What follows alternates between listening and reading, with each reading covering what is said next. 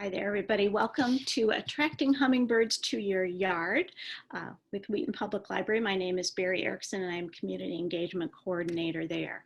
And tonight we are delighted to have with us a special guest to talk about hummingbirds. Denis Kania has been birding for over 35 years. During that time, he has traveled all over the Western Hemisphere seeking to add to his 210 species of hummingbirds sighted. Denis believes hummingbirds are the most interesting bird family in the world and takes great joy in seeing them both near and far. He has been organizing international birding trips for about 20 years. He has taught bird-related classes at the Morton Arboretum since 1997 and is the current president of the DuPage Birding Club. So thank you so much for joining us, Denis. We are delighted to have you. I'm delighted that our tech seems to be working properly. So welcome, and I will turn the mic over to you. Great. It's great to be here. Thanks a lot for actually providing this platform, since it does appear to be a lot of interest in these hummingbirds. So I'd really like to get right to that. As Barry mentioned, I'm the current president of the DuPage Birding Club. And so I do want to give a brief shout out to that. And that's going to start out my my PowerPoint presentation. Okay, now we look good. Okay, so again, I am the president of the DuPage Birding Club, and it's been a really tough year for birding here in DuPage County just because of the coronavirus, and our membership has kind of been languishing as far as having things to do. So we came up with a couple of things that we're doing. One of them is we opened up our own education channel on YouTube, and we're presenting various bird-related topics. And one of them, in fact, the program you're seeing tonight, I've already recorded it, and we had that as our backup. Well, that one will be released on August 19th, so that's just around the corner. But we do have probably close to 20 other releases that are out on our YouTube channel, and those come out every Wednesday. So if you want to catch up on a few of those, check them out. There's all sorts of various things. Some of them are ID tips, some of them are some historical perspectives, but there's really a lot of very good information there. The other thing that the club is doing is we've created another channel on our website, and that one is hosting various birding hotspots throughout the county. So even though we've been limited as far as how many field trips we can do and the number of participants on those trips, we are giving people information so that they can go out and find some great birding hotspots in the county. And so you can get all of that information from our webpage, which is dupagebirding.org. So if you want to learn a little bit more about birds besides hummingbirds, there's a great opportunity to do that. But the main reason we're all here tonight is to talk about attracting hummingbirds to your yard. And I've always found this to be a fascinating group of birds. It's the second largest bird family in the world, the largest being the tyrant flycatchers. And they're nowhere near as interesting as hummingbirds are. People have always been fascinated with hummingbirds, I think, just because of their aerobatic flight, how they can move around in such bizarre ways, and the fact that they're so tiny. They're usually very, very colorful, and they're actually in our history quite far back as far as recorded history. But I do want to say that we're going to cover a bunch of things here, so let's talk about that for just a second. We're going to talk about our attraction to hummingbirds. I guess I've kind of started doing that already. I want to give you a world perspective on hummingbirds and just where they can be found. And then we're going to talk about the Midwestern hummingbirds that are likely to show up in our backyard. And we'll talk about how to attract them to our backyard, food sources for those hummingbirds, some favored plant species, mixing your own hummingbird nectar, cleaning your hummingbird feeder, which is very important, hummingbird mortality, and then our ruby-throated hummingbird courtship and nesting behaviors. So you can see it already has an international flavor because here's the sapphire spangled emerald. This is a species that you would find down in Argentina, and somebody sent me this photograph right when I was putting this PowerPoint together, so it just found a home right here on this page. But to start off, let's talk a little bit about our appreciation for hummingbirds. All of you obviously must be interested in hummingbirds, or you wouldn't have signed up for this program. But that interest has been in existence for a very, very long time. Here I've got some examples in art of how hummingbirds have been recognized. Here's a very rudimentary sculpture or carving of a hummingbird. I don't have any kind of a date on that. These are the famous Nazca lines that are found in Peru, and I've never actually flown over them, so I haven't had the opportunity to see these. But these date back to about 100 BC to about 700 AD. So quite a long time ago, people in Peru are already recognizing hummingbirds as being very, very interesting, and so making them a part of their culture. This is an interesting drawing here. This is actually what's called a petroglyph. And when I put this program together maybe 10, 12 years ago, I found this photo interesting and I included it. On a trip that I took to New Mexico, and I actually visited Petroglyph National Monument, which is right outside of Albuquerque, I actually found this petroglyph. So now this is my photo. And it was pretty cool to be able to find this exact petroglyph in the mountains. And so this dates back to probably about 500 AD, something like that. So again, you know, appreciation of hummingbirds is going way back in time. And there's some other examples here in some really fine pottery. We have hummingbirds represented. This is an Inuit drumhead, and I suppose you could maybe make an argument that those are kingfishers, but I do believe that they are hummingbirds on the top of that drum.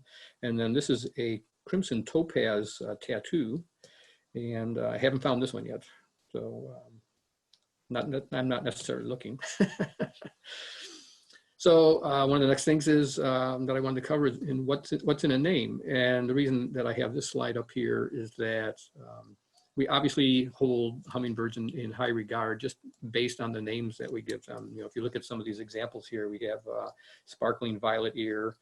Here's a star frontlet. We have a crowned wood nymph, empress brilliant, rufous crested coquette, and velvet purple coronet. And so there's many, there's quite a few hummingbirds. And so they have many other names that are also, you know, show that we hold them in high revere, things like shining sunbeam, and there's several that are called sun angels. We did see an example on that shoulder of a topaz. We have comets, we have wood stars, we have star throats, and it goes on and on and on. There's you know, many hummingbird species, and all of them have very interesting names like that. Most of these pictures are mine, except for this one right here. And this, I believe, was from a trip we took to Brazil, but the rest of these would be in Ecuador or Colombia. And don't worry, we are going to get close to home here pretty soon. So I just wanted to give you a feel for just, you know, some of the varieties of hummingbirds, some of the colorations you might see. And I'm not even showing you any of the really ornate ones with plumes that are coming off of their tails. And I mean, there's some really bizarre things. There's a sword-billed hummingbird that actually has a bill longer than its body. And we also have one that's called a giant hummingbird. That's about the size of a starling. If you've seen starlings walking around looking for grubs in your lawn, there's actually a hummingbird that's as large as that. So they do get very, very large. So here's that world perspective that I was promising you. There's roughly 350 species of hummingbirds. And they're all found in the Western Hemisphere. We will not find them in Africa. We're not going to find them in Europe. We're not going to find them in Asia, Australia. All those places do not have hummingbirds. They're all just in the Western Hemisphere. And the center of the hummingbird universe is actually right here in Ecuador. This little country here that's about the size of Colorado. And this is where the spine of the Andes intersects with the equator. And there we find quite a bit of biodiversity, because of all those elevational changes and all the various microhabitats that are created by various wind directions and things like that, and amounts of precipitation. So in that little tiny country, the size of Colorado, we have roughly 160 species of hummingbirds. I've been to Ecuador 10 times for that reason. If we look at the United States right here, you can see that I have said that there's about 16 species. And the vast majority of those are concentrated down here along the Mexican border and up the western coast. So when we get to the eastern half of the United States, right here where we are located, there's really only one species that regularly occurs, and that's the ruby-throated hummingbird. We do have another species that can show up here, and it normally breeds in this region up in here, gets all the way up into Alaska, and comes down into the northwest part of the country here, and will migrate down to this region here for the winter. But some of them got their bearings wrong, and they started migrating across, and they were starting to show up here in the southeastern part of the United States. And on that route, they've been coming through Illinois. And so on very rare occasions, people will get a rufous hummingbird at their bird feeder, at their hummingbird feeder. And so you want to watch out for any hummingbird that just looks all brownish to you, because that's going to be the first thing that you notice. It's going to just look very, very brownish. I don't have a picture of that in the program tonight, but it's something that you can watch out for. One thing that I find very, very interesting, there's various systems that are used to track hummingbirds and their arrival dates, and I'll show you that in a minute for the ruby-throated hummingbird. But some of the birds that are now wintering, and they're repeatedly wintering here, so they've actually trapped hummingbirds down in this area that are rufous hummingbirds, and they are winter after winter and getting retrapped. So this has become a regular part of their migrational strategy now, and they're showing up here as opposed to here. Well, lo and behold, some spring records now are showing up here in the Northeast. And I think if that continues to happen, it's just a matter of time before we have a breeding population of rufous hummingbirds here in the eastern part of the United States. And over time, we could even end up with them here, but that's a long ways off. But again, back to the universe of hummingbirds. As I mentioned, Ecuador is the center. You can see if you look at all these different numbers for all of these different countries, you can see that the numbers start to pale out as you move further and further away from that access point right there. So Colombia, which is 5 times the size of Ecuador, and I know it's spelled wrong, so if there's anybody there from Colombia out in our audience tonight, I know that should be an O right there, and I just couldn't fix that in time for this presentation. Peru also is about the five times the size of Ecuador, and you can see already as you leave that center point, you're already dropping off. Here we have 135 species, here we have 127. And again, as you go up the chain and you eventually get to North America, and in fact to the United States, we're talking about only 16 species. By the time you get up into Canada, it's dwindled down to 5, and those 5 are represented in these 16 here. And when you get all the way up to Alaska, it's just that rufous hummingbird. Going in the opposite direction, Argentina shows 24 species, Chile shows 11, but by the time you get down here to Tierra del Fuego, you're talking about just 1 species once again. So they do thin out the further away you get from this point right here in Ecuador. Interestingly enough, even though hummingbirds are not found in other parts of the world, the oldest record we have of a fossil of a hummingbird actually comes from Europe. And that fossil is about 40 million years old. So at one point in time, through plate tectonics, the Earth looked a lot different than it does today. The continents were a lot closer together. And so at some point in time, they were sharing that avian population, but it doesn't exist that way anymore. Everything, as I said, is confined to the Western Hemisphere, which is great for me for searching for hummingbirds because I don't have to travel quite as far. It would be nice if we had more than one here, but I don't have to go too far to find others. So here is our ruby-throated hummingbird. This is the one that you would expect to see in your yard. And we have a couple examples of what the male looks like, and you can see it does have that ruby throat. In both of these cases, in these illustrations here, you can see a nice ruby throat. This individual here, if you look very closely, you can see there's little speckles in the throat. And so this is a first-year male. So this is a bird that could be, hatching this year, and then in the fall, it would look like this. We would see all these little speckles. If you get a clean, completely white throat, then that's the female. Here's the range map that shows where we can expect to find ruby-throated hummingbirds. And you can see their range is quite extensive in the breeding season. And in the winter, they could make it all the way down here into Florida and then into Central America. And the furthest south that I've ever found ruby-throated hummingbirds would be in Panama, which is consistent with this map.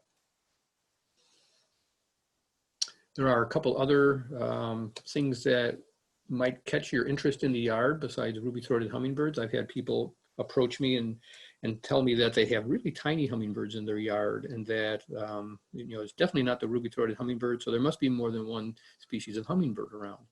Well, what they're in fact finding are a couple of moth species that not deliberately, but in many ways kind of mimic what a ruby-throated hummingbird's behavior is like. And so a couple of those, one's the common name for it is it's just a little moth, and it's called the hummingbird moth, but the actual name for it is a snowberry clearwing. and it looks very much like a hummingbird in the way that it feeds. And another one that you might see would be the sphinx moth, and they also are going to be hovering at the flowers, and then with their little proboscis, they're poking into the flower, after nectar. So behaviorally, they're hovering, they're at the flowers, they look very much like hummingbirds, but those are not. This is our only hummingbird. So here's one of these interesting range maps that exists, and this is created by Cornell, and you can see that we actually have a network of people all across the country, and they're all watching their hummingbird feeders in the springtime, and they actually record and log into a website and record the fact that they've seen their first hummingbird for the year. So this data is actually from 2010. If you want to get a more current map, you could get, I think the most current one that's out there right now is 2018, but you can go to this website right here and you can find this exact same map for a more current year. But what it does is, so as people are watching their hummingbird feeders in the springtime, they'll record the fact that they saw their first one. And so you can see here in the Chicago area in 2010, looks like we were being hit with hummingbirds around the 4th of April. That's when they were first starting to show up. And you can track all the way through. And it's interesting, if you kind of watch the numbers very closely, you can see that there's obviously a population that's moving up from the Florida area and coming up this way, and then there's another population coming up around the coast. They do have the capability to fly across that Gulf of Mexico, and the flight from the southern part of the United States down to the Yucatan in Mexico is probably about a 500-mile flight, but they are capable of doing that. Oftentimes people bring up a myth at this point about the fact that hummingbirds have been known to hitch a ride on the backs of Canada geese when they migrate, and that is just simply not the case. So I want to discourage that one from moving around. If you do take a look at range maps for Canada goose, you'll find that Canada geese do not leave the continental U.S. for the most part. So they're not making their way down into Mexico. So they're not making that flight across the Gulf of Mexico. So end of that myth. So it's an interesting thing as well. I'm going to point out one other thing that I don't normally include in this particular program, but it's worth mentioning. The advance of the migration in the springtime by hummingbirds, the ruby-throated hummingbird in particular, is kind of, it correlates to another species of bird.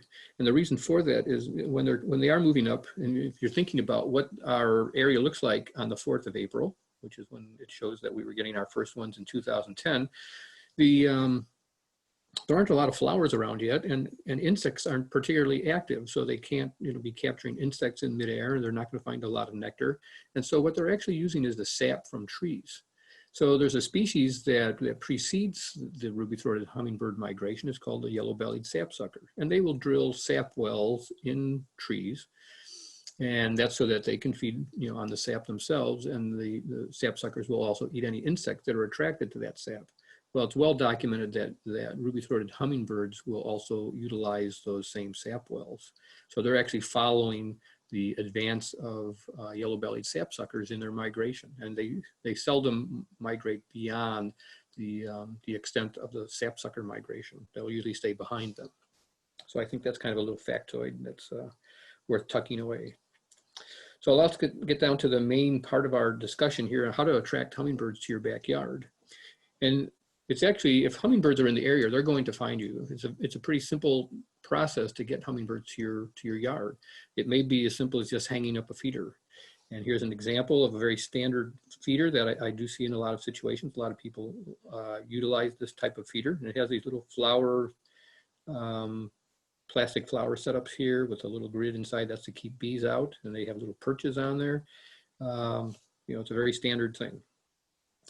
Later on, I'll show you an example of the one that I'm using, and there's a certain reason that I do like that one. You can also add to your chances of attracting them to your yard by adding a lot of bright flowers. And typically, if you get into these really bright flowers, you're talking about things that are non-native, and I'm going to be in a little while stressing just how important it is to utilize native flowers. But in this example, this is red salvia, and I certainly have planted some of that in my yard. And that's a very good attractant for hummingbirds. So between those two things, and the fact that hummingbirds are extremely aggressive in searching out new food sources, and they're very curious, so they're going to find your yard if you do get that feeder out. If you are struggling a bit, maybe the first time around, you want to just concentrate on migration periods when the birds are on the move. So in the spring, as we saw in that example, we're talking, maybe mid-April is a good time to hang out your feeder and get started that way. And also in the fall, it's very good because you've got all those first year birds. So there's many more hummingbirds around to take advantage of your feeder. So starting in late August or early September would be a good time to put that feeder out, and chances are some hummingbirds will find you. I also have an example here of a mister, a device that's just, produces some mist that you can put at your bird bath. And I don't actually utilize anything like that. I've never seen hummingbirds approaching my bird baths, but what I have experienced is that when I'm out in my gardens and I'm watering late in the day, actually almost any time of day, I suppose, if I have the nozzle set so that it's a light spray, I'll have hummingbirds come out of nowhere and they just hover right next to where I'm sprinkling, and they kind of dart in and out of the lighter part of the spray, and they'll actually bathe that way. And if I do get a lot of water on some broadleaf plants, I've actually seen them actually land on those leaves, and they'll kind of roll their body into the water droplets, and so they'll bathe that way. The only time I've actually ever seen hummingbirds fully in a bathing kind of situation was in Belize one time, and we had a little puddle, a pool in front of us, and we had something called purple crown fairy, and it's a very, very pretty little hummingbird. It was hovering over the pond, and then it would, as it would kind of check out the area, make sure it looked safe to it, it would then all of a sudden just plunge into the water. It would get back out of the water, circle around again, plunge back in, and it just kept taking little dives into the water. Then it'd go on some branches and sit there and dry off and preen, and then it'd go through the whole process again. So they do bathe, but they do bathe in unusual ways, and I've yet to see one in one of my bird baths, which I have several in the yard. So that should get you started. And I've already alluded to some of their diet preferences. Of course, everybody thinks of them as drinking nectar. So here we have an example of a ruby-throated hummingbird drinking out of a columbine flower, and that's a primary source of food for them. But when they're in the breeding season and they're looking for more protein so that they can feed their young, they will go looking for insects. And quite often I'll see them, a hummingbird just kind of cruising up and down the walls of my house, and they're looking. I have a cedar-sided house, and they're looking for insects along the walls of the house. I've seen them do the same thing with trees and shrubs, and they will actually kind of survey an area looking for insects. In this particular example, you can see that this hummingbird has visited a spider web, and you can see a little bit of webbing right here, but there's the insect. So it's actually gone to the spider web to rob it of an insect. And that can lead to some problems, which we'll talk about later. And then here is a case of a series of sap wells that have been created by a yellow-bellied sapsucker. And if you walk around out in your yard, if you have some softwood trees in your area, look for these uniform rows of little rectangular holes, and those would have been created by yellow-bellied sapsuckers. And trees in the popple family or something like a pine, they are very softwoods, and they seem to be utilized and favored by the sapsuckers. They'll use other trees as well, but it seems like it's most commonly on things like poplars and pines. But here you can see that we have a ruby-throated hummingbird coming to this sap well, and so they will actually drink the sap that's coming out of these wounds, and they'll go there looking also for the insects. So we're talking about these animals that have this extremely high metabolism, and they always are searching for food sources because they're literally hours away from starvation all day long because of that high metabolism. So I'm going to tell you a little story that's very interesting. This comes from a trip I made to Ecuador in 2015. Didn't need to do that. And so it was pouring rain and we couldn't go out birding. So me and a friend were sitting on the porch of this lodge, and there was a bank of hummingbird feeders in front of us. And we were watching. There were probably 8, 9 different species of hummingbirds that were utilizing those feeders. And our respective partners were in the lodge and they were reading. Well, the husband of my friend came out and he was holding this red book. and I noticed that the hummingbirds immediately flew over and were kind of interested in that red book. So I asked if I could borrow it, and I put it in my lap, and within seconds I had brown violet ears, which is this species down here. I had them landing on my knee. So then I got the bright idea that if I held the book in such a way that I put my fingers out as little perches, and you can see right here, they would come and land. And sure enough, here, it's probably hard to see because of the railing here that's dark, but there's actually a brown violet ear on my finger. And he kept going down, looking for an opening, a port, right down in this little dark area here, hoping to find some nectar, but of course there was not any. So I was pretty impressed with the fact that that could happen. And so, lo and behold, it got even more bizarre. This little post here is where all the hummingbird feeders were hanging. And you can see this gentleman in the raincoat here. One by one, the hummingbird feeders were starting to empty out. And so they were taking them down, they were cleaning them, and they were refilling them to put back here. But as they were taking them down, they weren't replacing them. And so pretty much there was a flurry of hummingbirds, all very interested in finding any other source of food. This is a golden-tailed sapphire here. And I had one of those flying right next to the side of my face, so close to my face that I could feel its wings actually hitting my cheek. And the next thing that happened was totally bizarre. After 20 years of traveling in South America, I've never had anything like this happen before. But he put his little bill in my ear, and I felt his little tongue come popping out of his bill, and he licked me in the ear one time. And apparently he doesn't like earwax because he left. And that's pretty bizarre. But then within a minute, I had a brown violet ear that was at the book. He came up and he flew up into my face, and I kept thinking, don't get me in the eye. And he just came down a little bit, and the next thing he did is he poked his bill in my nose, and I could feel again his tongue come out, and he licked me in the nose. Most bizarre thing I've ever experienced in my life with birds. So anything is possible.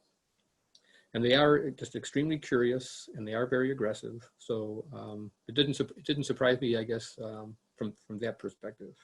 So I went back down there in 2018, prepared for these very aggressive hummingbirds. And this time I took a little jar that I could put some sugar water in, and I painted the rim of the jar with the same color as the hummingbird feeders. And I thought, this is a sure thing. So I went back to exactly the same lodge. This is on the eastern slope of the Andes at about 6,000 feet. And you can see the reaction of the hummingbirds who are sitting on this feeder. They're all just barely hanging onto their perch and are wondering, what is this knucklehead doing?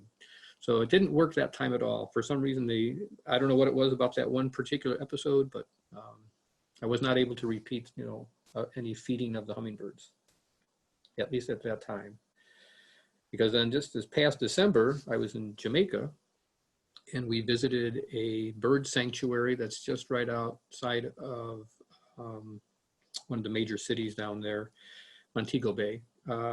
And at this sanctuary, they've habituated the hummingbirds to come to people, and they give you a little jar. It's like those little whiskey bottles you get on the airplane, except they're filled with sugar water.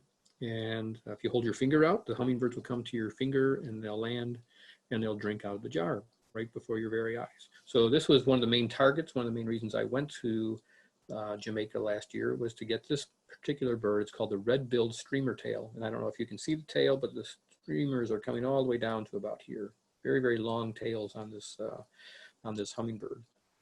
And it was a great delight. Everybody that was on the tour, I had this opportunity. We all just sat in the chair, and the hummingbirds would come up and they would land on your finger. And there were a couple different species that would do that. And I have some great video of that, but I didn't put it into this particular program, maybe another time. So anyway, it reinforces just the fact that these birds are extremely aggressive, they're extremely curious, and extremely hungry all the time.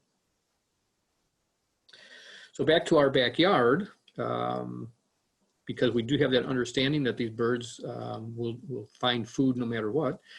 Here's an example. I just kind of went through my own backyard. This was back probably in May, maybe late May sometime. And I just took pictures of all the flowers that I have in my yard. So here's, this is some yellow honeysuckle vine, which is a native honeysuckle. It's not one of the invasive non-natives. And even though the flower doesn't look like much, they're always all over this plant when it's in bloom. Here I have some rhododendrons along the side of the house, and they go crazy over that. Wild columbine, which I think is in everybody's mindset that would be an excellent hummingbird plant. And even things like Solomon seal, which have these very indistinct little flowers hanging from the underside of the stem. They'll even go and they'll feed off of those, and I have some video of that in just a minute. This is dwarf honeysuckle, again, another native honeysuckle that we have. It gets these very, very tiny yellow flowers, although I've often seen hummingbirds feeding off of that. And here's another example, spiderwort, which is a prairie plant. So all these are species that I just found, you know, around my yard as I was walking around preparing this video. And you can load up your yard. The main thing to think about is to have diversity, so that the more species of plants that you have and the different timings that they have in terms of flowering, you're always going to have that additional food source in your yard besides your feeder. So that's a huge attractant. So here we're going to try running this video. Hopefully this will work out.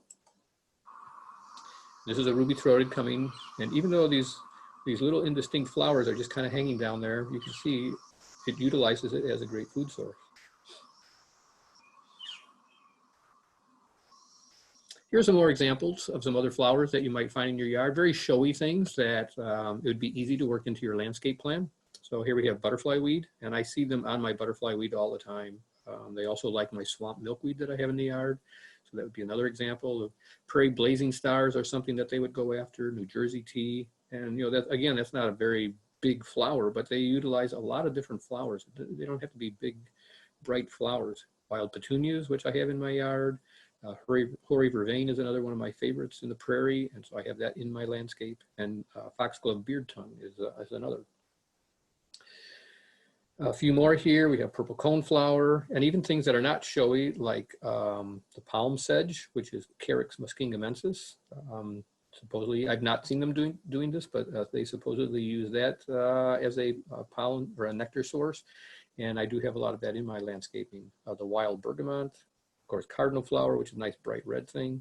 Smooth blue asters, great blue lobelia. All of those are species that you could easily utilize in your landscape. They're very attractive.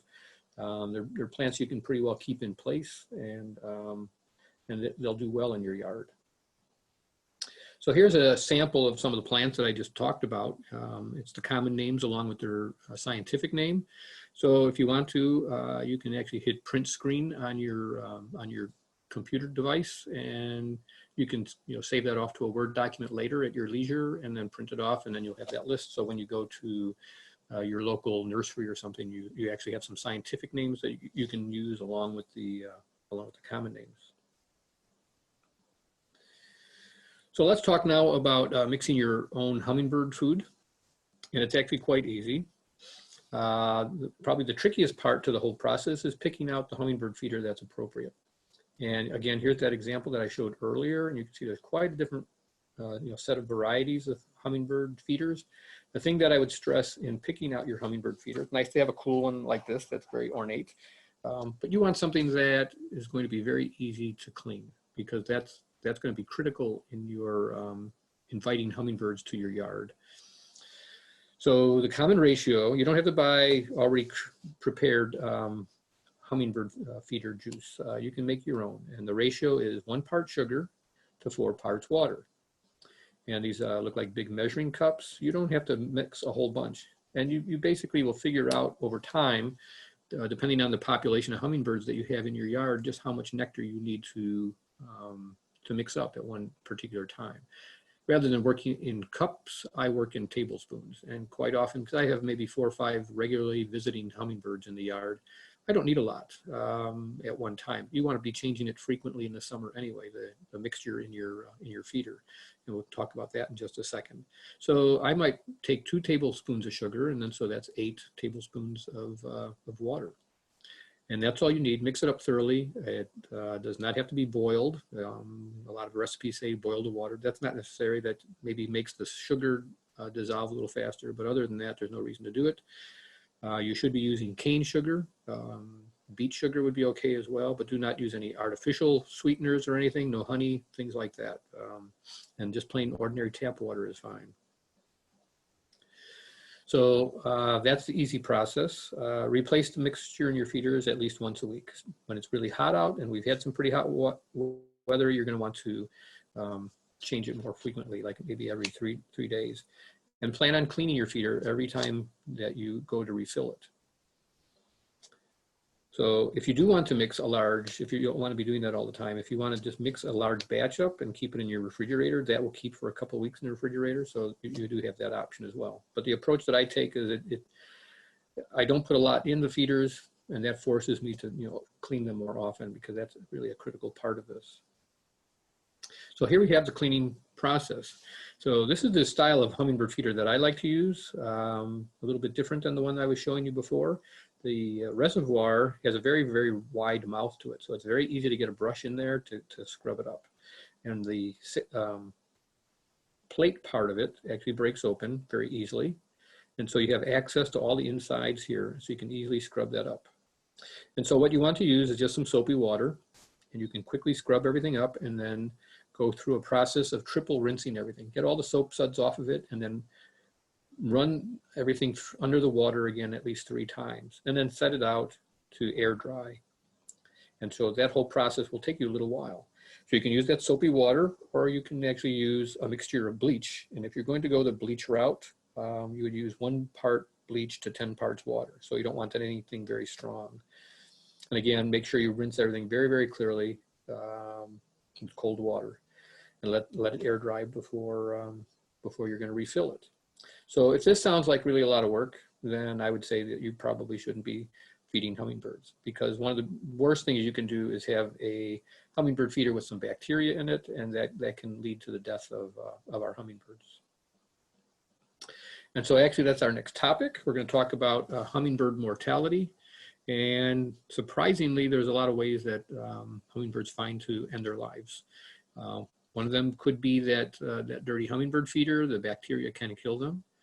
I showed you an image earlier of a hummingbird going after little bugs inside of some spider webbing. Well, they use spider webbing also in creating their nests. So they're visiting spider webs quite a bit, and they can easily get hung up in those webbings. And once they get trapped in there, there's very little chance they're getting out. And spiders will actually go after them if it's a large enough spider. So hummingbirds do have a big problem with webbing. Another big problem is that sometimes people leave a garage door open or a porch open, and the hummingbirds will see something maybe red inside, and it attracts them. They go inside and they get confused, and they can't find their way out. So that can be a big problem.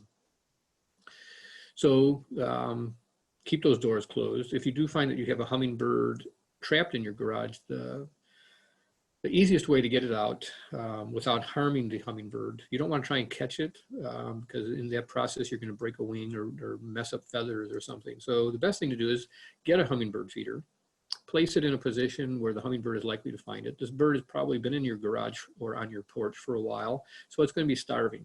And then when it sees that feeder, it's going to go down and feed on that. And after that feeding, then you can move the feeder, you know, a foot or 2 towards whatever opening you're trying to coax it out.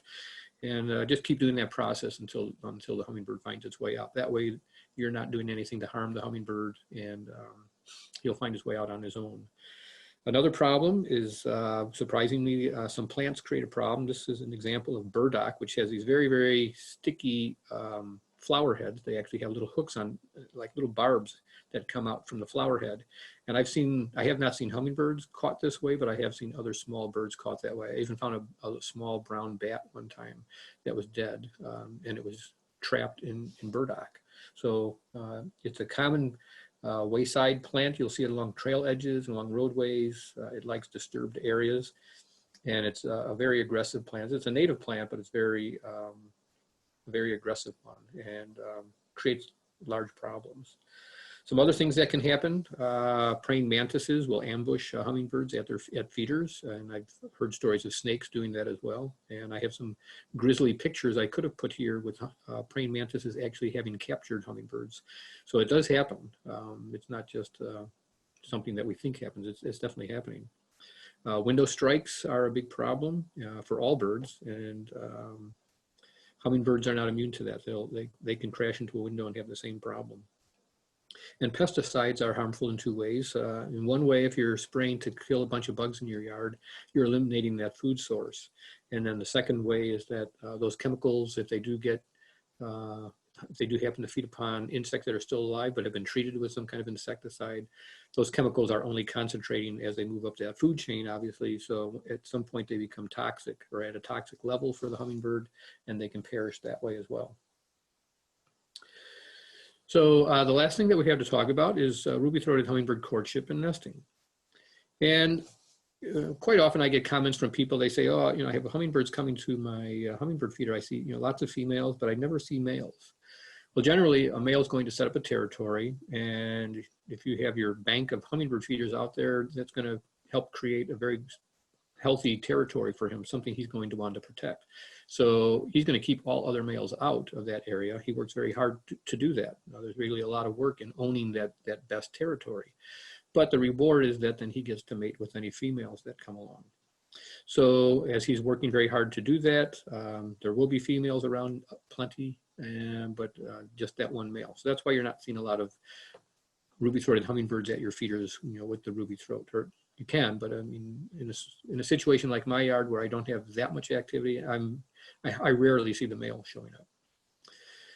So one of the things that's going to attract that female is the fact that he owns a very, very healthy territory with lots of flowers, lots of sources of nectar. Males will also do a courtship flight, which is kind of an elliptical flight pattern. And if you ever see a hummingbird doing these loop-de-loops in the air, and they go high into the air, and it is kind of an elliptical shape to it. They fly up, they come down, and it's just kind of a real steep oval, and they just keep flying over and over and over again. Well, there's a female somewhere in the vicinity that male is trying to impress. But after the mating takes place, the female takes over all other responsibilities. She's going to build that nest, and as I mentioned, they're going to use things like hummingbird or spider webbing to actually hold that nest together, and they use it to glue on some camouflage. So you can see some lichens in here in both of these examples. And they kind of tag those on there to help camouflage the nest. And it's just such a tiny cup. This is really, really small. It's just barely big enough for those 2 eggs and then for the female to sit in there.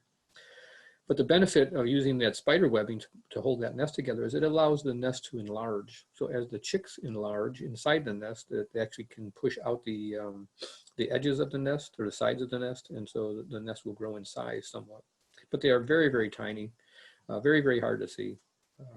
I've found a few on occasion, but the best thing to do is just follow hummingbirds, and they'll eventually take you to that nest. But the female, after building that nest, laying the egg, she's going to raise the young. So she's going to be very, very busy and at your feeders a lot because she has a lot of little mouths to, well, at least 2 other mouths to feed. And as the chicks grow, as I said, they're going to be, that nest will be expanding. So at some point in time, we hope that those young birds will also join at the feeders, and so we'll have even more hummingbirds to look at. So while all that is going on, that male is attempting to attract yet another female, and if he does have that really good territory, he will end up with another female that will nest in his territory. So, and that is a tough job, but somebody does have to do it.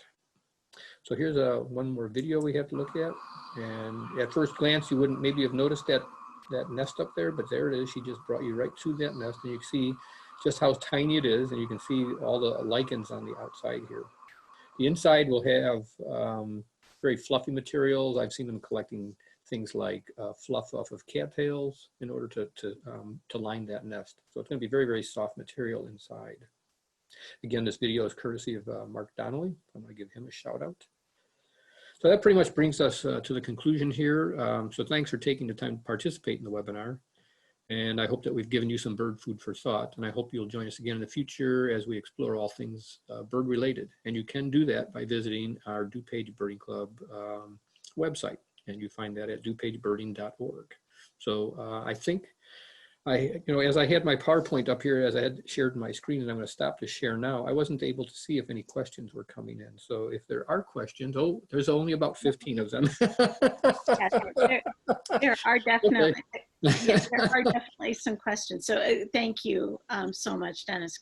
Great information, wonderful, wonderful pictures. We appreciate that. But let's go ahead and get to the questions. The first one I might actually even be able to answer. It says, for those of you who don't have your Q&A window open, it says, will we be able to watch the video after tonight? I would love to be able to potentially watch it again. And the answer is yes, this program is being recorded, and we will, it'll take the library's IT department just a couple of days, but we should be able to have it up on our YouTube page within a week, and that will be available to you. You can just get there through the library's website. So yes, you will be able to watch that again. Okay, and you'll also actually be able to see other versions of this as well, and it's different every time I record it. So the recording that we were going to use as a backup that I shared with Barry earlier in the week, that's going to be released on our YouTube channel, the DuPage Birding Club YouTube channel. So that is going to be released on the 19th of August. So it'll be there as well.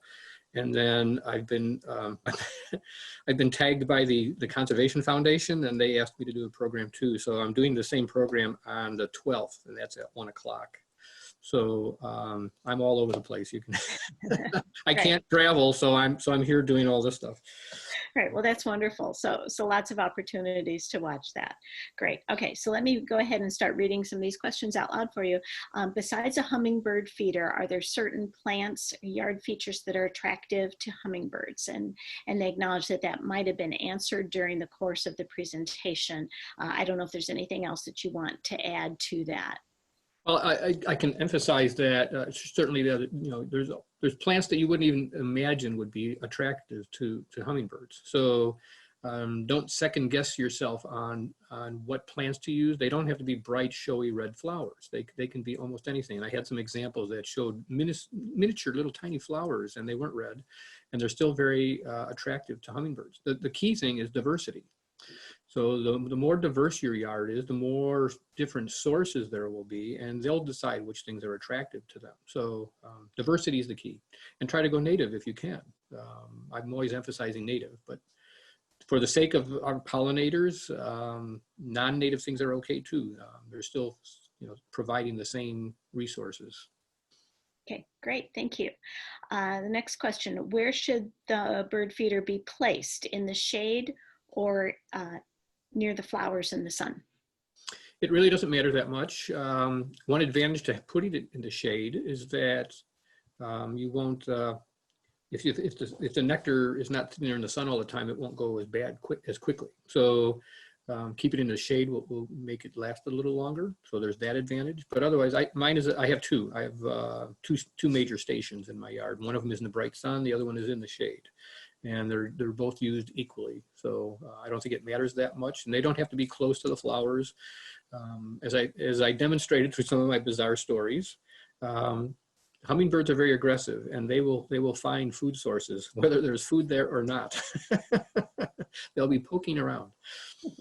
Great, great. And I'll do this question next because it kind of follows from that. Just a reminder, how often should the water be changed? You can probably get by with once a week. However, when it gets real hot, you want to do it more frequently. And again, I don't put a lot of hummingbird water in the feeder just because that will force me to go change it more frequently. The more frequently you change it, the healthier the situation is going to be. And I think the most I've ever mixed at one time was maybe 3 tablespoons to 12, tablespoons of water. So that's not a lot. Now, certainly you don't have to worry about filling the reservoir. The hummingbirds don't look to see how much is in there. They just put their bill in that little port, and their tongue comes out. They're not actually sucking. I didn't talk about this. They're not actually sucking the nectar out. They have a tongue that's kind of slightly forked at the end, and it kind of forms like a little trough. And so they're lapping it up, no different than a dog would be lapping up water out of a bowl. So that's how they're getting the nectar. Okay, all right. And I think we already answered this one about being in the shade or in direct sunlight. Mm-hmm. And here's another question about feeders. I've seen documentation that window feeders are dangerous because the feeder reflected in the window looks like another feeder beyond and can cause bird strikes and broken beaks that lead to death. Do you have any information about that? I've not tried any of those. I know that some people have the philosophy that the closer you put the feeder to the window, and I'm not talking about just hummingbird, but just bird feeders in general, the closer you are to the window, the bird has less time to pick up any momentum and crash and have a serious injury. I don't really have any data on that at all, but I don't keep mine close to the house. I find that, it'd be nice to be able to see them, close up, but binoculars work pretty well. So you don't need them right under your nose. I have mine close enough to my patio and I sit out there, I can easily see them and I can almost tell individuals which one is at my feeder. So I stare at them a lot though. So. Okay, great. There's a couple questions about feeders here, so we'll try to address all of those at the same time. Can the feeder be put in the dishwasher to clean it? I've not tried that. It's really, you want to make sure you get all that bacteria out. So, I prefer the scrubbing approach to make sure that way you can analyze your workmanship right off the bat. You can see, clear the suds away and you can look and see if there's still some bacteria buildup. And that's going to look like kind of a dark or blackish moldy kind of a thing. So that's what you want to eliminate. I don't know what the the plastics, what that would do, if that would affect the seal or anything like that when you put the hummingbird feeder back together. If you have it in the dishwater, it's really going to be hot water in there. So yeah, you can experiment with that, but I've never tried doing that. But it's a simple task, just with a brush. I'm done in just a minute. Really, it doesn't take long at all. A triple rinse and then let it air dry. Have a backup feeder. I like to have that so that. While you're busily cleaning one, there's still a couple of feeders out there for them to feed off of. You don't want to get them angry. Great. And another question about feeders: where did you buy your particular feeder? Do you have a recommendation for good sources? Yeah, I didn't include the name in this program, and off the top of my head, I'd have to run out in the yard to go grab it. I can do that if you want. It's very close, but you saw the style that I was kind of preferring. And if you just do a Google images on hummingbird feeders, you can probably find it. I think it's called Perky Pet is the company name, I think. So you can look for that. But what I like about the one that I'm using is that the reservoir holder, it does have a wide mouth to it. I mean, it's as wide as on this cup. I mean, it's plenty wide. So that allows you to get in there and really clean it out. You get something with a smaller opening for that reservoir, and you just can't, it's harder to get in and swish things around. So. Okay. Again, I'm trying to kind of group these questions all about feeding them. Is there a downside to feeding hummingbirds sugar water versus providing nutrient-rich flower nectar by planting a diversity of flowers? They both seem to work. And what I actually see, and I have visited feeding stations like you wouldn't believe. Some of the things that I've seen in South America. There's one station that I visited on the west slope of the Andes in Ecuador, and they estimate, based on the hummingbird fluids, how much they load out each day. They're estimating they have 4,500 visitors a day. Think about that for a minute. And none of them attacked me. They're much nicer on the west slope. I don't know that there's a big advantage. I think if you stick to that ratio, don't play with that ratio. Don't experiment too much. I mean, I think if you mix it too strong, I think you can probably do some damage to a hummingbird. Too weak, and they're probably not going to come. But what I do experience in my yard is they'll visit the feeder, and they will visit all the surrounding flowers at the same time. And sometimes you can tell really when they're feeding their young, because they don't go to the feeders as much, and they'll actually be going to the plants around my yard. Like I described, how they'll be going up and down the plant and they're searching for insects. So they want to change their diet somewhat, and they want to have more protein in that diet, so they will switch. Basically, I guess the short answer is they'll eat what they want to eat. So if the nectar the man-made nectar wasn't good for them, they wouldn't be going there. I mean, it's a blend. They're utilizing everything around them, all resources. So. Okay. Well, this question kind of follows up with what you were just saying. Someone was asking, what does the female feed the young? Okay. Well, she's feeding them everything that she's eating. So the examples I gave of them, you know, going after insects, they can actually catch insects on the fly. I've seen them chasing bugs, and they will, and people don't think of them doing that. They think that all they do is drink the nectar, but they do use a lot of insects. So again, when they have young and they want them growing quickly, they're going to provide more protein to them. Okay. At least one other question about the feeders. When should the feeders be taken down in Illinois?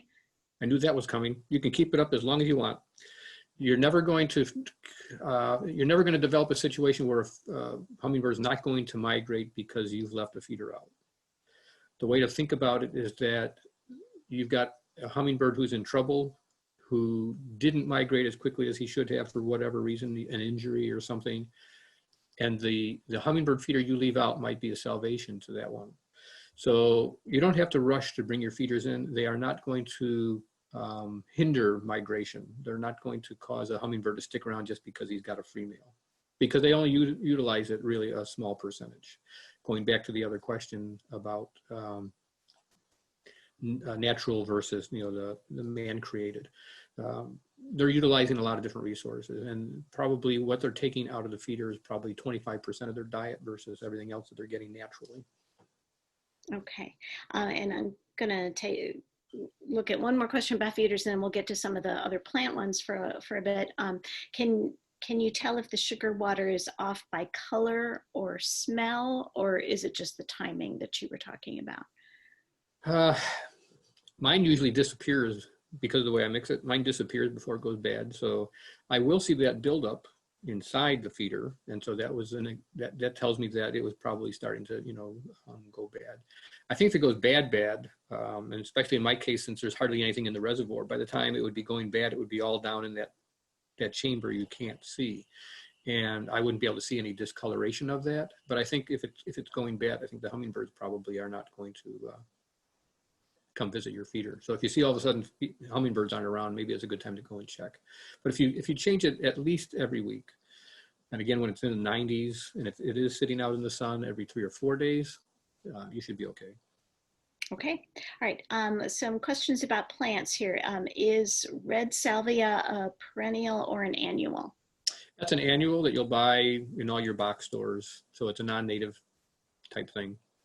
Okay, and someone else about plants said, I notice your flower recommendations are perennials. Are there any annual flowers hummingbirds are attracted to? Again, though, salvia would be a big thing. Another non-native that is a perennial would be the hostas. Hosta flowers, I see them visiting those quite a bit.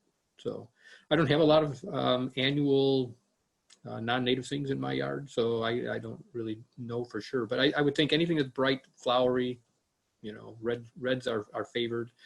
Any of those should work. I bet you things like snapdragons would probably work. So petunias might work. You can try those out, but those annuals, yeah, there's a lot of annuals. So you could hang things in baskets. That would probably work out okay. Great. All right. So we'll just look at a couple more of these questions. How have arrival times changed over time due to climate change, according to some of those maps that you were showing at the beginning of your program? Yeah, I haven't really analyzed that to say, I can't really say for sure that climate change has impacted hummingbird migration, but certainly climate change, you must see something very scary that I'm reading your face. Oh, sorry. Climate change certainly, yeah. Hummingbird bird migration in general has been seriously impacted by climate change, and I don't know that it's having a big impact on hummingbirds, but certainly a lot of our passerines, like if you get into the warblers, you know, they're the kickoff for their migration when they're coming from South and Central America. They have no idea what the weather is like here. So the timing for their departure from there is driven more by daylight. So they get here at the same time they always planned to get here. However, now when they do arrive, the plants are maybe further advanced. And so one of the favorites of a lot of the warblers that are migrating would be the blossoms in the oak trees. And so if the oaks are budding out earlier because it is hotter here, that budding takes place before the birds have arrived.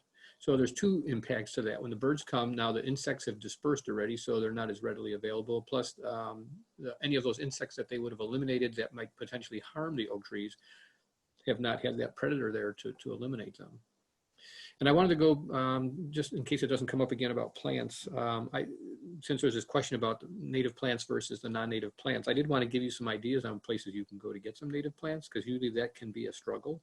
You can go to some of your, and I don't want to name names, but you can go to some of your local nurseries or greenhouses, and they may have those sections set aside for some native plants. So go and check that out. But for sure, some of the things right there in Wheaton, the Wheaton Park District does have a plant sale in the springtime of native plants. That's a great source. You can get a lot of things there. The Forest Preserve District of DuPage County has a big plant sale, native plants, and they have that. I think the ordering this year was all kind of bizarre because of COVID. So I think we were ordering plants sometime in March or April. We weren't picking them up until June. And normally you can actually go there. They do have plants for sale on the day of the sale, but in this year you had to pre-order everything, so it was a little different. But they have a wide variety of plants there for all different habitats. So they do focus a lot on those native pollinators. So for butterflies, there's all sorts of different milkweeds that you can buy there. They have a lot of the prairie plants. They do have a lot of woodland plants. They have some wetland plants. So and it's not just flowering herbaceous plants, and there's also a lot of woody things. So there's shrubs and trees there as well. The last one is the Conservation Foundation. They also have a plant sale. So you can go to those three places, check out their websites, and you can figure out the timing for when to sign up for those. Some of them you can pre-order, some of them you cannot. So I just want to get that out there. I think that's important information. Absolutely. Yeah. Okay. Another question: do hummingbirds have enemies? Oh yeah. Well, praying mantis. We saw an example of that. Humans. Down in South America, there's more issues that they have down there too. There are actually various woodland hawks that will capture hummingbirds. They're actually fast enough to catch a hummingbird. So things like bat falcon and some of the forest falcons, and that's well documented at this place that I was talking about on the west slope of the Andes, where they had like 4,500 hummingbirds visiting. He's documented, the guy who owns that, he's documented these species of hawks coming in and capturing hummingbirds off the feeders. So those would be the main things. I suppose predators finding their nests, something like a squirrel could actually find a hummingbird nest, and they would eat the eggs or the young right out of the nest. Okay. A couple of questions about sightings. This individual says, I'm in Wisconsin. If I don't get my feeders out in April, will I have missed them? It seems like that this year, that they didn't get the sightings they were hoping for. If they migrate up, they're kind of, they seem to be able to go back to the places that they've nested in the past. So they might hit your yard en route to get to someplace, but your chances of maybe picking one up new, it's going to have to be a first-year bird or something like that. It's his first trip, and maybe you'd get him to linger, and that male would set up territory there. They're probably in his area. I did see that somebody was coming in from Madison, Wisconsin. So up in Madison, if that's you, there should be plenty of hummingbirds around in your neighborhoods, and so just get the feeders out, get those other plants out, and just keep your fingers crossed. I don't know if you're getting them. I didn't put mine out real early this year, but I still managed to get hummingbirds. The migration was probably well underway by the time I got my feeders out this year. Okay. I'm a lazy backyard bird feeder guy, so I don't always have my feeders out in time and stocked the way I should, but I still see plenty of birds. Okay. Someone else is saying, we've had sightings since April. Do they live nearby? And why are there several sightings one day and then none the next day? Why might that happen? Well, as far as the closeness, I mean, they're all coming from the same places. So in April, they would be moving up from Florida, from the southern parts of Florida, or they'd be coming from Central America. So once they do arrive here, if this is as far as they're planning to go, then they're going to be in the area. Why some days you have more sightings than others? It's probably because somebody somebody else has something juicier than you have. So it could have to do with, I mean, I experience the same thing. When I have my yellow honeysuckles are blooming, I get hummingbirds all over my yard. They just love that vine, and it is a native. The flowers don't look that dramatic or anything, but they know them, and they come and they just really feed heavily off of that. Same thing with the Solomon seal. They come in and they feed heavily off of that. So it could be something else in somebody else's yard, and so they're just focusing on getting their food from that other source. And I also found that in watching my day-to-day activities, which I did more of this year since we're all stuck at home. And earlier in the morning, I might see hummingbirds attracted to my feeders, and I don't see anything all day long. But then I'm looking around in my yard, I see them and they're all over the side of my house, or they're cruising up and down my arborvitaes, and they're looking for insects. And so that tells me that they obviously have some young and they're trying to get more protein. So they're just altering their diet for that particular part of the day. And then towards the evening, they may come in for that last few drinks of nectar. Okay, great, great. Someone did log in with, it is Perky Pet, that is the name of that bird feeder. Okay, Thank you. so Thank you for the feedback on that. and is there a recommendation between glass or plastic feeders, which is better? I don't think it matters a whole lot. The Perky Pet, the reservoir is plastic. It's cheaper, it's lighter. One thing that I can point out, you'll get problems with other things wanting that sugar water. If it's a Baltimore Oriole, that's okay. We're not going to chase that away. Bees, I haven't had any problems with bees this year at all, but I did have a problem with ants. And so the way to solve that problem is you have your shepherd hook hanging with the feeder on it, right? Most people are going to hang them that way. So between the shepherd's hook and the feeder, there's something you can buy called an ant moat. And it's basically it's a cup, kind of a cup structure, and there's a hook that goes down into the center of the cup, and then you fill the cup up with water, and then there's another hook on the bottom of the cup, and that's where you'll hook your feeder to. So it creates this moat that the ants can't get past. So they'll go all the way up your shepherd's hook, and they come around, and then they get to the water, and they can't go any further. I've seen people have recommended using things like Vaseline, and that washes off every time there's a rain, and I didn't find it particularly effective.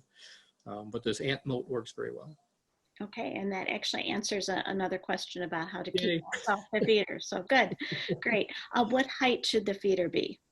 I've got one that's probably no more than 2 feet off the ground, and I've got another one that's 5 feet off the ground. It doesn't matter at all. You can hang them. You could hang them from your second story eave. In fact, there was a place I was staying, a lodge in Colorado, and they had hummingbird feeders hanging from the eaves right outside the rooms, and we were on the second story, so they were well off the ground. They'll find them. Can you explain the chasing of each other, that behavior? Again, they're very aggressive. They're very protective of their food sources. So they are not friendly. They are not nice. So they will chase. They want to own that hummingbird feeder. And so if they catch another hummingbird using their hummingbird feeder, they get upset. And so they'll try to chase it off. The best thing you can do if that becomes a real big problem is you get a second feeder and you put it kind of out of eye shot of the first feeder, so other hummingbirds will have an opportunity to go to that feeder. Okay. Can you add red food coloring to the water, and would that be beneficial maybe? Not necessary at all. Not necessary at all. You've got the red of the feeder itself that'll attract them.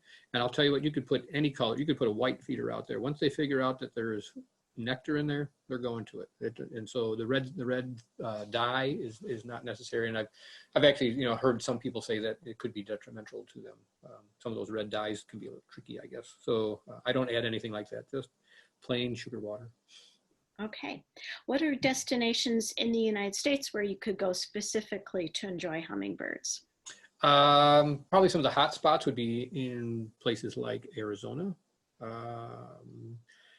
When I had that range map up, I kind of said that, the 16 or so hummingbird species that show up in North America, there's a large concentration of them end up in that little stretch between Mexico and the United States. So some places in Arizona that you could go to, one of them is in Madera Canyon, which is it's a little bit south of Tucson.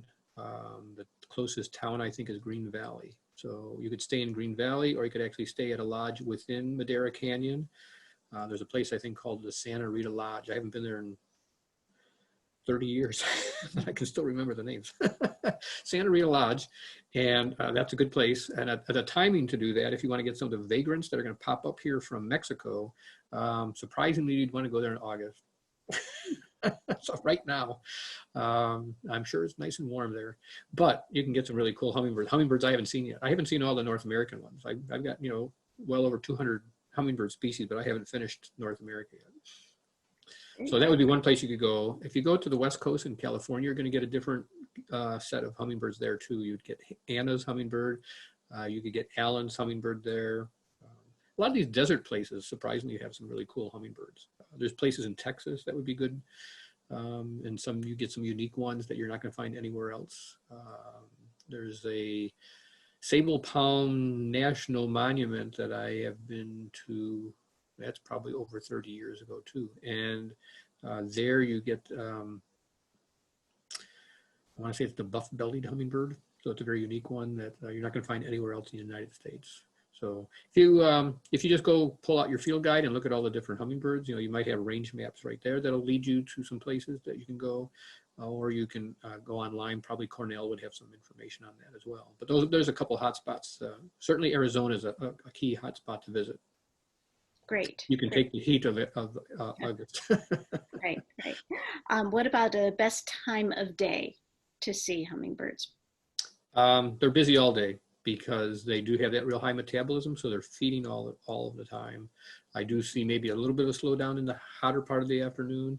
I certainly see a buildup of activity towards the end of the day at my feeding stations. They seem to be coming in for that last little sip. So. Okay, a couple things about maybe competition with bird seed feeders. One person says, I'm in a condo, very difficult when surrounded by bird seed feeders. Are hummers intimidated by other birds, particularly at the bird seed feeders? I'm laughing to myself just because something I just saw the other day. I have a thistle feeder hanging on the same shepherd's hook. It's a double. So the hummingbird feeders, it's hanging on one hook, and the thistle feeders hanging on the other. And I don't really see a whole lot of conflict going on between the finches and the hummingbirds. They might get spooked. When a finch comes flying in, they might get spooked, but they'll come back to the feeder. They won't stay away from it. And what I was laughing about was, I've never seen this before, but a chickadee came to the hummingbird feeder. And the reason he came was, this is odd, I'd never seen them in my bird baths, but because now I have this little ant moat hanging above my my hummingbird feeder, it decided that was a good place to get a drink of water. So now I have chickadees coming to my ant moat, and they're drinking water out of that. Well, a hummingbird didn't like that. And you would think that the hummingbird would just chase them off and that would be it. Well, this hummingbird stayed on that chickadee. The chickadee flew a little bit and thought, well, okay, I've left, I'm safe now. And the hummingbird was still on him. So he flew again, and the hummingbird was still on him. And then he flew again, and the hummingbird was still on him. And it's like he had to completely leave the yard in order to get away from this hummingbird. So he really wanted to protect that food source. Very interesting, very comical. Yeah, very territorial. Okay. Someone says, we have seen a hummingbird at the feeder only a couple of times, but haven't seen them anymore. Does that mean that they do not like the feeder or the area it's in? Would you know why they might be coming back, or why they aren't coming back? So I guess with your question, it kind of depends on the timing of when you had those occurrences. If it was in April, maybe they were just passing through. And so you don't have any on territory in your area, which is unfortunate. So, it could be something like that. It could be that you weren't changing your feeder, and so the hummingbird nectar was bad in there, and they sensed that, and so they're not coming to that feeder anymore. If you do have a situation like that, let's say that you went on it, you forgot to take the hummingbird feeder down, or you forgot to ask somebody to fill it for you while you were gone, and let's say you go away for a couple of weeks or something, and you come back and nobody's coming and visiting your hummingbird feeder. So you open it up, lo and behold, there's still plenty of nectar in there, but it's not any good. So you clean it all up. Now, if you put that hummingbird feeder back in the exact same place, they're still remembering that hummingbird feeder or flowers, was not good for them. So you may have to move the feeder a foot or something like that. and just represent the fact, oh, look, it's a new flower. Let's go there. So you may trick them that way. So to thoroughly answer that, I kind of would need to know maybe, and I'd have to make something up anyway. So. Okay, no, that makes sense. Okay, all right. The person actually who had looked up that feeder for us actually made a correction. They said the one it was showing was the First Nature hummingbird feeder. They say it washes beautifully because it comes apart and you can get your brush in beautifully. So maybe just another recommendation perhaps on a different brand. Okay, okay. Okay. There was another question about the recording. And again, the library will have this up on their YouTube channel as well as through the DuPage Birding Club and a couple other places too. I think you said you're going to be presenting for the Conservation Federation. Is that? For the Conservation Foundation, yeah. There's actually one more thing, since I'm all about hummingbirds. The DuPage Birding Club, we finally had our first, so we've been shut down for all this time, but we finally had our first virtual meeting back in July. And since it was our first virtual meeting, I was the guinea pig. So they asked me to talk on hummingbirds. It was a completely different talk than this one because it's more on the world view of hummingbirds. So that hasn't been uploaded. In fact, they had a little glitch and they didn't record the whole thing. So I have to redo the first 20 minutes or something like that. But they're gonna splice that all together and that's gonna be up on our website in a couple of weeks maybe. And so if you want to know more about hummingbirds, and I tell some of the same silly stories in that one, but there is a lot of different information in there as well. So if you want to learn a little bit more about hummingbird diversity across the whole Western Hemisphere, you could view that as well. Another resource for you. Great, great. And as a follow-up to this program, I'll be sending out an email that will have the link to the library's YouTube page where you'll find that recording, as well as the link to the DuPage Birding Club's website. Mm-hmm. And then you'll be able to access that as well. Mm-hmm. All right. Well, okay. I think, yeah, someone's asking about email and how to contact you, and I'm assuming through the DuPage Birding Club is the easiest. If you go to yes, if you go to the DuPage Birding Club, I'm listed as president right now, and even if when the way our club is set up, I'm president for a year, and then somebody else has to take the torch. So even if you just sent a question to, there's a way to just send questions at large to the club, and so. They would direct all those to me probably even after I'm not president anymore. At least the hummingbird ones, I'm sure I'll get those. Okay, all right. Well, I'm just glancing through the chat to make sure that we got to all the questions. I think those that were in the chat were also put into the Q&A. So I think we got to pretty close to everything there. Just lots of thank yous to you. We really appreciate the time and effort that went into putting this together for us.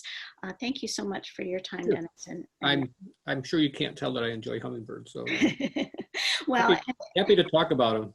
Right, and my appreciation to you, because we did have some tech issues, even though we tried to work them all out to begin with, but we got there, and you just dove right in, and so thank you so much for dealing with all of that as well. So I'm going to there's a comfort level in just sitting in your dining room, so it's easier to deal with all the little glitches when you're just kind of in a relaxed mode. So we got through it. So I appreciate your help with that as well. So. Oh, absolutely. We're glad, and we learn something new every time. So, all right. Well, thank you so much for joining us, all of you. Thanks for being with us tonight. I know that you learned a lot, as I did.